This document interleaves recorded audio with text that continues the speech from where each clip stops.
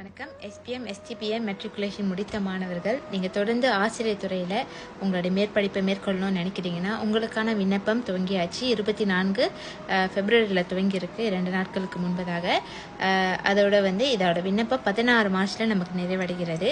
நீங்கள் 2024 SPM எழுதிய மாணவராக இருந்தால் நீங்கள் தாராளமாக இதுக்கு அப்ளை பண்ணலாம். ஆனால் பிறகு உங்களுடைய ரிசல்ட் வந்த பிறகு நீங்கள் இதற்கு மாஸ்கினி செய்ய வேண்டும்.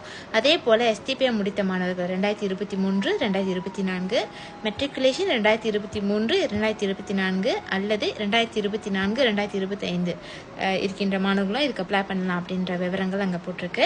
அப்போ நீங்கள் எங்கே அப்ளை பண்ணணும் பார்த்தீங்கன்னா, இந்த PSIMP என்று சொல்கின்ற MOE போர்ட்டலில் அப்ளை செய்யணும். அதற்கான அந்த விளம்பரத்தை நான் பிறகு அட்டாச் பண்ணுறேன்.